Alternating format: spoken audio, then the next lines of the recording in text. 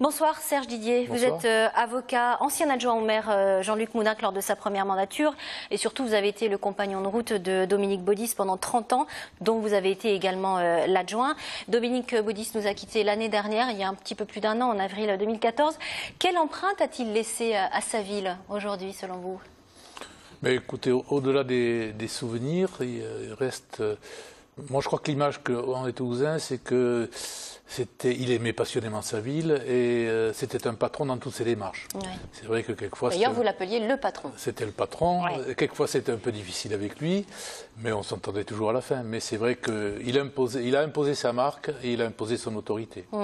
Vous dites que Toulouse est devenue une grande ville pendant la mandature de Dominique Baudis. Des réalisations incroyables, on pense à la médiathèque, on pense au métro, etc. Quelle époque, c'est vous qui dites ça. Vous dites d'ailleurs qu'il y avait un projet par mois qui sortait de son bureau à l'époque. Alors, ils n'ont pas tous été réalisés, heureusement d'ailleurs. Ouais. Mais c'est vrai qu'il y avait beaucoup de projets et qu'il avait envie de faire avancer Toulouse, qui est quand même la quatrième ville de France, toujours aujourd'hui, qui a grandi. Bon, l'époque Bazerque et l'époque Pierre Baudis, quand Dominique Baudis est arrivé, 2 ans après, elle était complètement révolue parce qu'il avait des idées, il avait envie de faire avancer notre ville. Quel regard vous portez-vous, Serge Didier, sur la ville que vous avez bâtie ensemble, quelque part, avec Dominique Baudis? Comment vous la regardez aujourd'hui, Toulouse? Ben, Toulouse grandit, c'est maintenant une métropole. Oui. Plus 15 000 habitants chaque année. Voilà. C'était difficile à anticiper, ça, à l'époque. Depuis longtemps. Alors, je vais vous dire un truc, quelque chose que je pense. C'est vrai qu'on n'a pas tout anticipé. Il ne faut pas dire qu'on a tout réussi, c'est pas vrai. Ça ne serait pas vrai, et puis moi j'ai horreur des mensonges. Je pense qu'effectivement, on a loupé un peu quelque chose à Toulouse, c'est les grandes voiries d'agglomération. Ouais. On n'a pas vu que la ville allait grandir de manière quasi frénétique, les 15 000 habitants que vous venez de citer qui arrivaient chaque année. Et donc c'est vrai que là, on a un vrai problème. Alors, on sature, vous voulez dire aujourd'hui? Je pense qu'il y a une vraie saturation, mais d'ailleurs, le précédent maire et l'actuel, Jean-Luc Moudenc, le disent, et l'ont dit sur tous les... pas que sur les plateaux de télévision, je pense qu'ils ont tapé l'un et l'autre à tous les ministères, et c'est vrai qu'il faudrait qu'on soit davantage attendu, parce que ce n'est pas l'agglomération qui va pouvoir régler les problèmes de financement de voirie, et c'est vrai qu'on a un peu loupé ça. On a pêché au niveau des transports? Sur la ville et l'agglomération? Non, je ne pense pas. Je pense que le métro, justement, a été une grande avancée, les 2 lignes. Mais on voit aujourd'hui que ce n'est pas suffisant. Non, mais je pense que la 3e ligne est une bonne idée et qu'il va falloir réaliser cette 3e ligne de métro qui est nécessaire et qui va desservir des quartiers abandonnés, entre guillemets, et surtout des communes d'agglomération, je pense à la Belge, etc., qui méritent finalement que le métro arrive chez elles. En revanche, Toulouse est toujours aussi enclavée au niveau national. On attend toujours le TGV. Ça, c'était...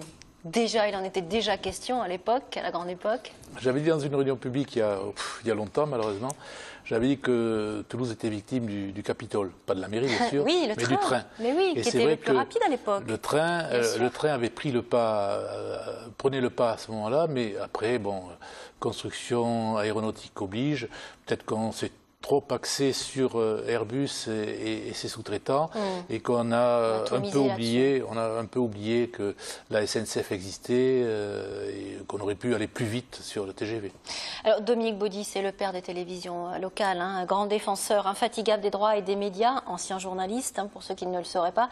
C'est lui qui a créé notre chaîne TLT en 88, la pionnière des chaînes locales françaises, qui est peut-être vouée à la liquidation le 3 juillet.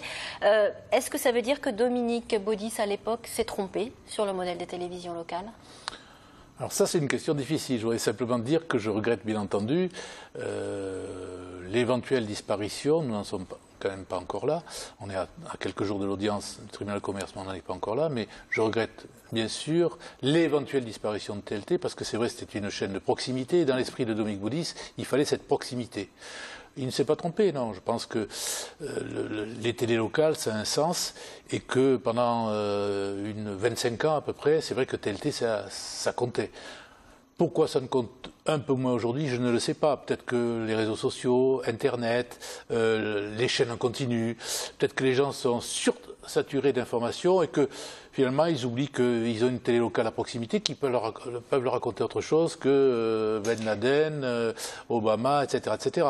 Est-ce que vous, personnellement, Serge Didier, vous pensez que TLT a sa place dans un ancrage local aujourd'hui? Ah ben moi j'ai toujours pensé. Et Dominique Baudis le premier. Alors on disait que c'était la télé Baudis, c'était pas vrai, ça c'était. Mais il le pensait. Et Maïté Carsalat, qui était notre représentante au sein de votre conseil d'administration, pourrait mieux s'exprimer ou s'expliquer de TLT devant vous. Moi je sais que dans les réunions internes que nous avions en mairie, c'est vrai que Baudis voulait absolument faire vivre cette télé. De toute façon, c'est un homme de médias, oui. Il a adoré la télé, il n'a pas été président du CSA comme ça. Hein. C'est parce qu'on a considéré que c'était un grand professionnel. Non, je ne pense pas qu'il se soit trompé, mais je pense que ici, peut-être qu'il y a eu, je ne sais pas, moi je ne peux pas critiquer quiconque, c'est pas mon style, ni la rédaction, ni la direction, c'est pas mon style et c'est pas comme ça que je vois les choses. Mais je pense que TLT a toujours sa place à Toulouse. Est-ce que vous pensez, ce sera ma dernière question, que Dominique Baudis se serait battu encore aujourd'hui en 2015 pour que vive TLT, ou est-ce qu'il aurait laissé mourir la chaîne locale? C'était pas le style du personnage, laisser mourir quoi que ce soit. C'est vrai qu'il se serait sans doute accroché et qu'il aurait tout fait pour sauver, encore entre guillemets, bien sûr, cette chaîne. Et je pense que s'il était là aujourd'hui, peut-être qu'il aurait son mot à dire. En tout cas, il serait très malheureux de ce qui se passe. Merci infiniment, Serge Didier.